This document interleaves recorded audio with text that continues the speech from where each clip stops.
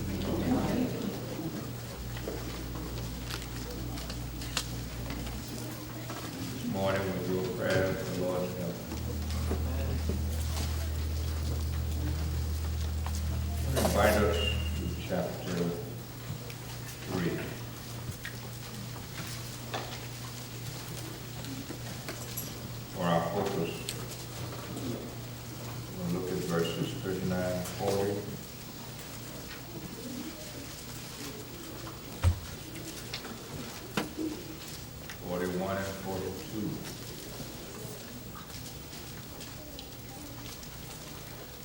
King James renders it on this wise. Wherefore does the living man complain? Man for the punishment of his sin. Let us search and try our ways and turn to the Lord. Let us lift up our heart with our hands unto God in the heavens. We have transgressed and have rebelled. Thou hast not pardoned. Talk about a call for spiritual renewal. The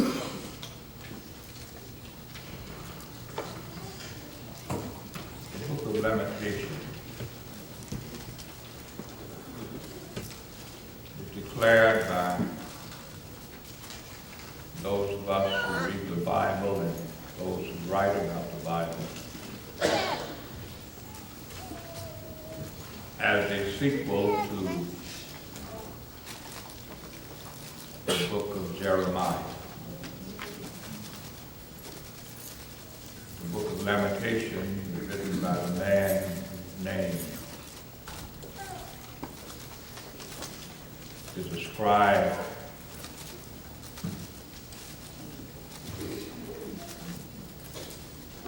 to the book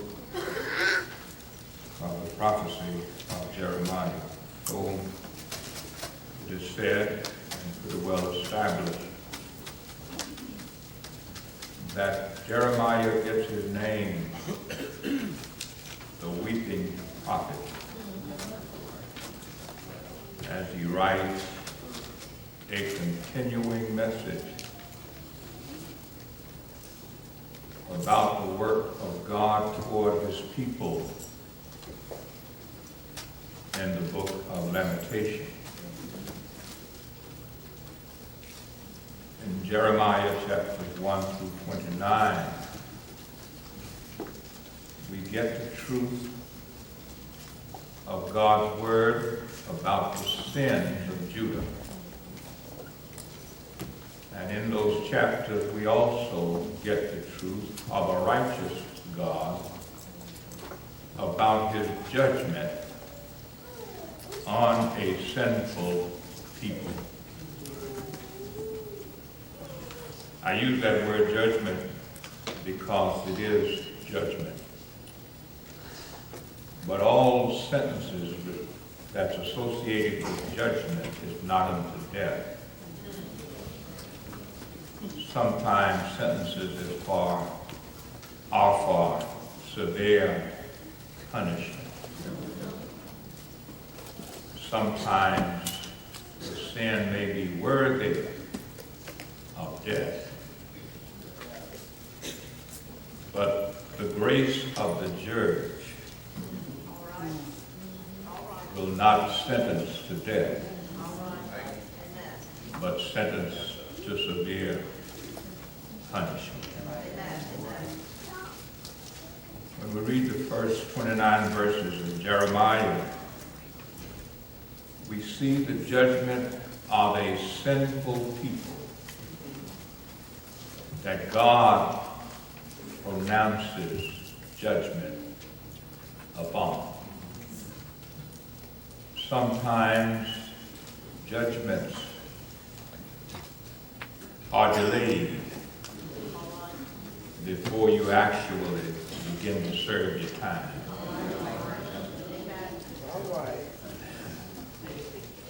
And although the people were guilty and were worthy of the punishment then,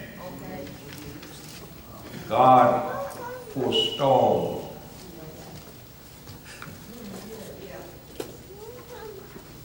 that is, God didn't put him in jail. Or God didn't execute judgment right away. Wish you could pick that up. Because all of us, day by day, stand judged by God. And God, in his goodness, delays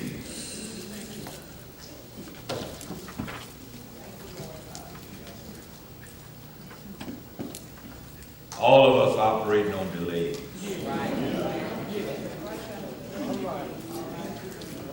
You pick that up. All of us. God would have dealt with us, Isaiah said, according to our sin, he cut us down like grass. Right now, but we're operating.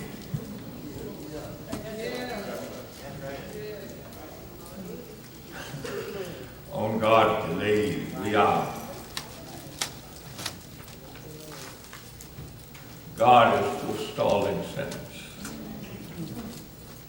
God has given us an opportunity to get it right. Amazing thing about God is once we get it right, I just said he'll blot out all about it. That's shouting stuff right there.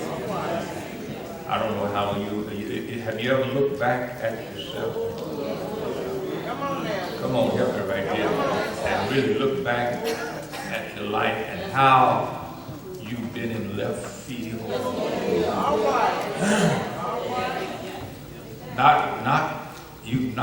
You've not secretly. You've not outside of the sight of God done you wrong. You did it with him looking at you. So there ain't no secret about your guilt. It's just a matter of what the judge gonna do. I tell sometimes folk I counsel, listen, if you put yourself in the way to be treated a certain way, then you're at the mercy of the judge. When you're right, then you actually in the realm and at the mercy of righteousness. But when you are outside and you stepped across the line, you just have to throw up both hands and declare. One of the things that the children of Israel, like us, the children of Israel, always looked outside of themselves for what was happening to them. But Jeremiah, in his book that's named for him, said, we don't need to look outside. We are wrong and God is right. That's a great confession. Somebody, all of us, every one of us ought to be able to, if we be honest, we could stand up right now and say, I'm wrong. And God is right. I mean, listen, you don't have to keep it a secret because God knows it anyway. I've never preached out of the book of Lamentations, but it's a good book. We don't need to wonder about whether or not it's known. Ain't that sobering? You covered it up from me and I covered it up from you. But you see, I don't count. And you don't either. Somebody here beside me knows that man can throw all he wants at you, but if God ain't ready for you to go down, you'll stand up.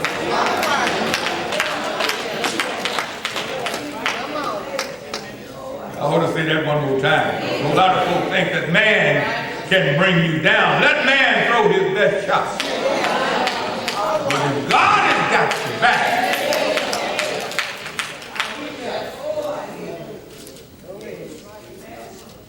somebody ought to know what I'm saying. God got your back. I don't care what they throw. You don't have to go down. You go down by choice. You go down because the devil makes the weight seem heavier than it really is. And make you wonder whether or not you ought to be standing up or you ought to yield. But God keeps ringing in your ear when he throws at you and says, all things are possible, and I can do all things through him who strengthens me. Now look at this book of Lamentations. I read this prophet who wrote in 29 chapters of Jeremiah that we are really wrong. And God is right. And now he says, if you really want to get back right with God, there's got to be some spiritual renewal. Come on, help me. There ain't no physical healing that can get you back. But if you get right on the inside, and God snatches you around, but there's a couple of things that got to be done if you're going to do that. And I'm going to have to finish this at 11. But listen, the first thing you're going to have to do is get a good look at yourself. All over. They call it in certain circles introspection. You need to look at, don't look at nobody else. Look, don't decide you got halos around your head and everybody else is in left field because you out there with us. The very fact that you think everybody else is wrong and you're right puts you out there. But you got to look at yourself. Don't look out there. My biggest problem is not out there. My biggest problem. And my brothers and sisters, it ain't easy to look at yourself. Oh, I know it's all right when I get up in the morning and start looking at myself or trying to get me presentable when I walk out the door. That's one thing. But when I put on my best Sunday go meet, I may look dirty to God. Because God doesn't look on the outward appearance. God ain't got his eyes on what you got on. We look at what you got on, but God looks beyond what you got on. God looks at your heart. And let me tell you, when you get out on your knees, it ain't the way you phrase the sentence. It's how it comes out of your heart. If your heart ain't in your prayer, you might as well get up off your knees.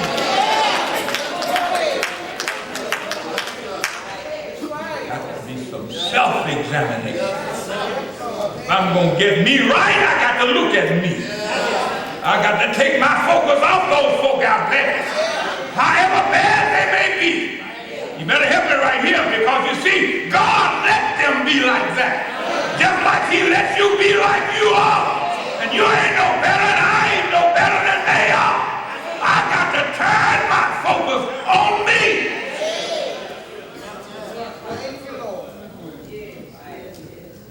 So the first step toward renewal is to look at me, by me. Can I tell you, no psychologist and psychiatrist can announce your guilt before God. Or they can talk about you suffering from guilt. But they really don't know what you're suffering from. Don't help me right here. In fact, you could tell them some things. The fact of the matter is, they can't diagnose anything until you talk to them. Well, but when God gets ready to write scripture, when God gets ready to diagnose, he doesn't have to ask you anything. He's already had a spiritual x-ray of your life.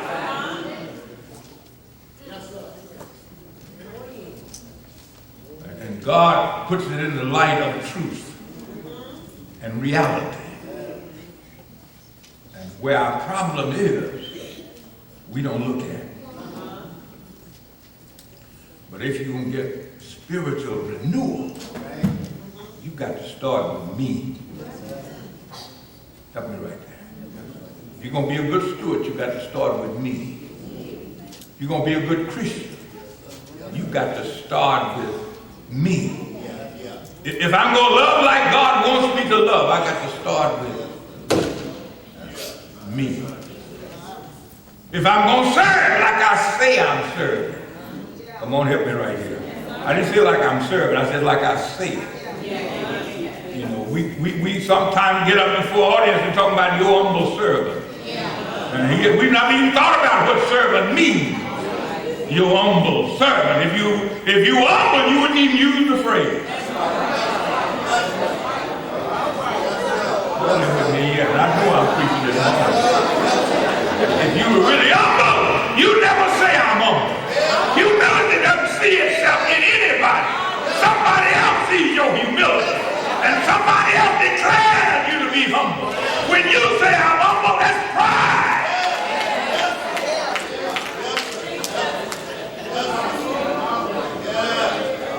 You're trying to make yourself look good in the eyes of somebody else. If you look good in the eyes of God, He'll make you look good in the eyes of somebody else. The examination, if you're going to get some help from God with spiritual renewal, you got to look at me first.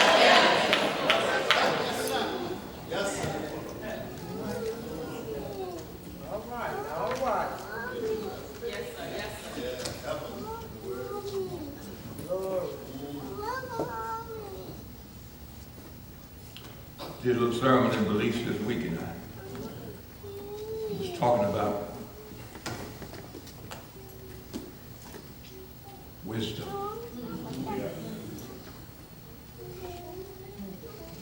We don't know what we say when we say folk got a lot of wisdom. But wisdom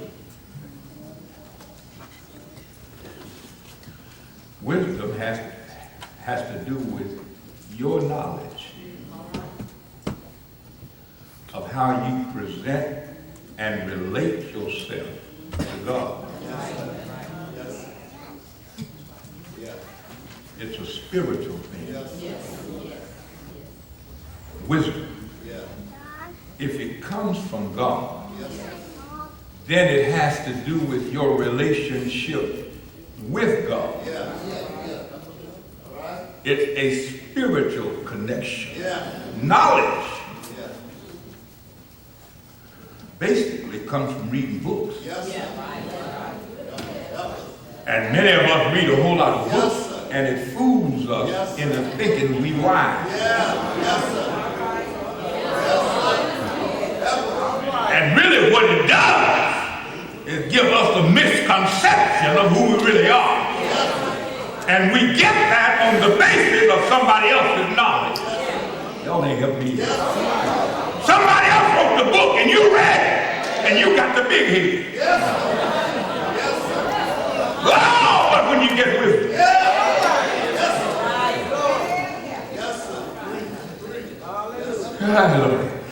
I'm talking about real wisdom. It puts you in a relationship and how you gonna relate yourself to Him. And when you get that, then your relationship out here gets better. I know how to use knowledge when I get it. And can I tell you, you don't have to go to university to get wisdom.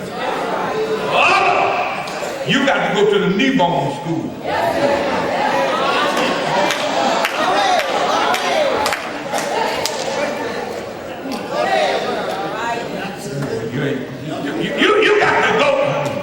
You got to go down on your knees in humility and talk to Him who is wisdom. And somehow or another that relationship, let a likeness of Him come in you.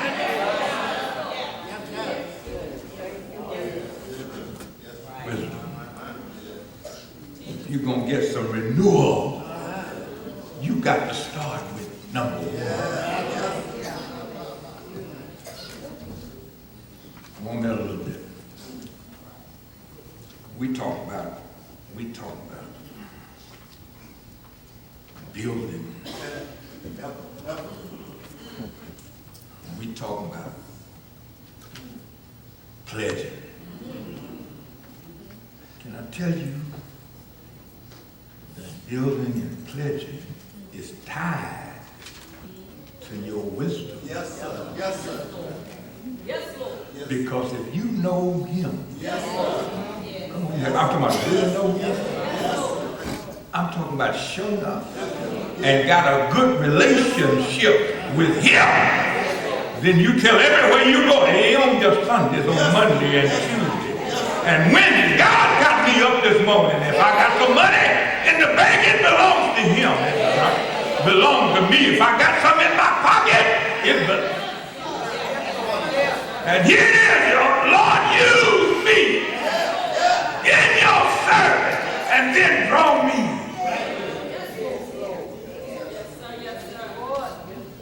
But it's got to start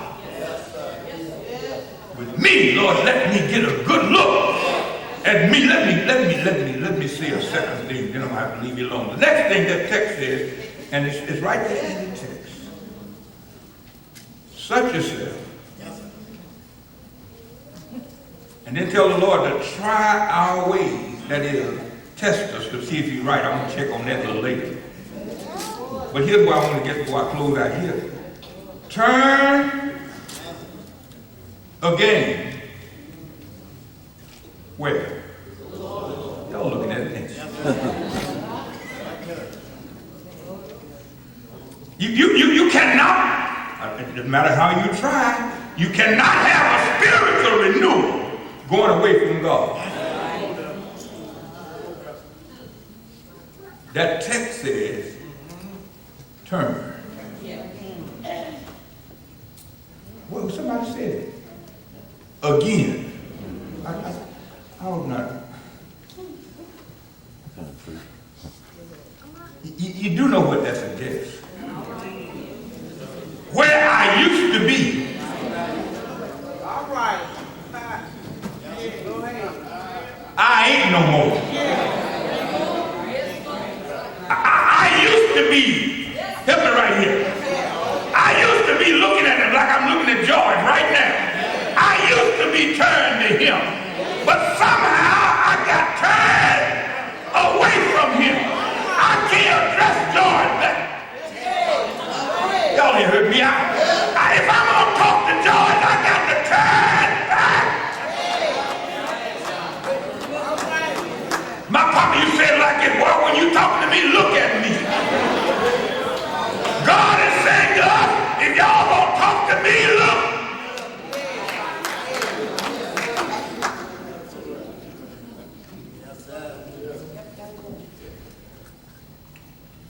Somebody need to make a confession.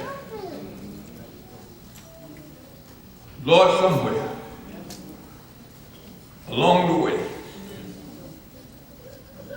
I don't know exactly where it happened, because the devil has a way of easing you around. That book is so smooth that he starts you to turning, you don't even know you're turning. And while he got the turning, he's putting something in your ear. You know. And the Lord, he talks to your ear, the more you start. And one day you wake up and you cry out and ain't no help. And you wonder where you are, and you look and you calling on God, but you're out here and he's back there. Father, help me. You read that text and say, God doesn't pardon. Lord, I've sinned, but I've gone away from you, but God ain't listening. And then if God don't do you either, the word came and said, turn around. Turn around. Mount Zion, turn around. Been looking away from God. I know he brought us out of our Egypt. And when he was bringing us along the way, we didn't turn away.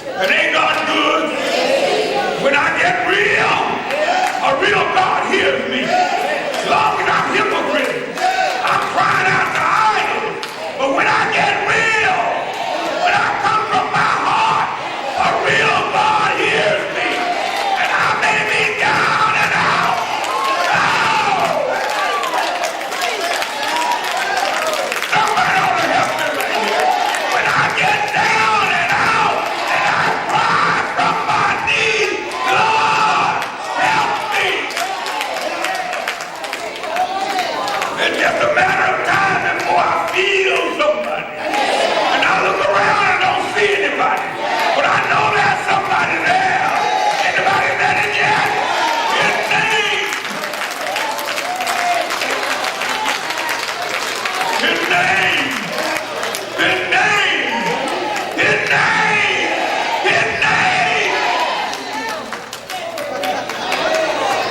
His name is Jesus. Didn't I promise? I'd not leave you. I didn't leave you, you left me. I didn't go anywhere, you turned. Turn him.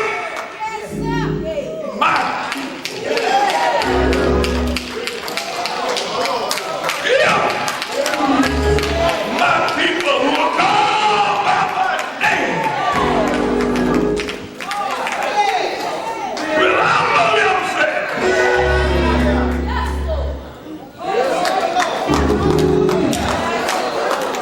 and turn from their wicked ways. Then will I hear.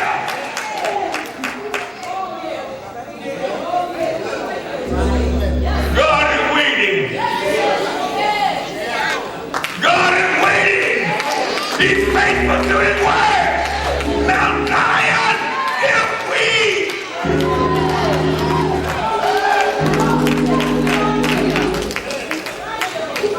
Is there a God in heaven? Anybody here know it? And he's a prayer-hearing God. And if I call him and call him right, he will. Won't he do it? Do you know he'll do it? He'll hear my prayer. Yeah!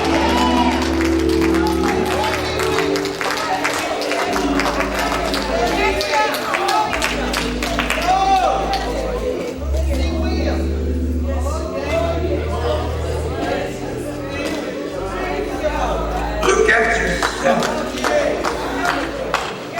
Look at me.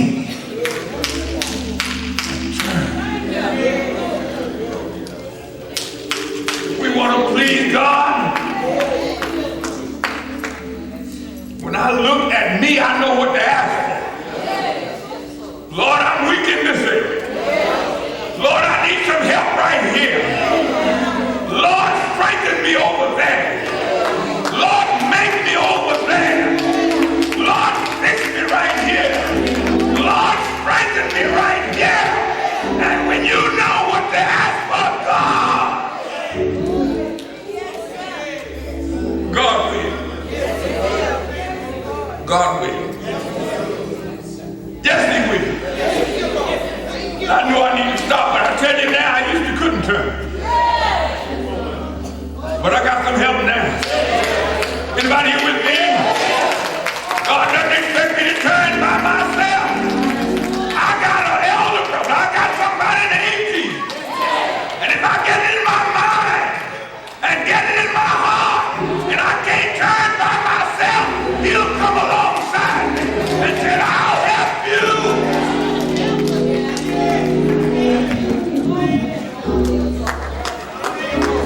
I died so I could help you. I stayed in the grave so I could help you.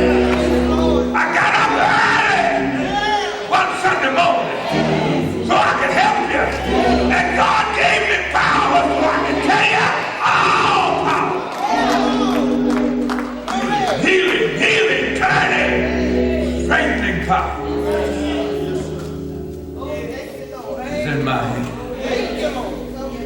If you want to be spiritually renewed, look at yourself and turn again to God. And God won't tell you you've been here before.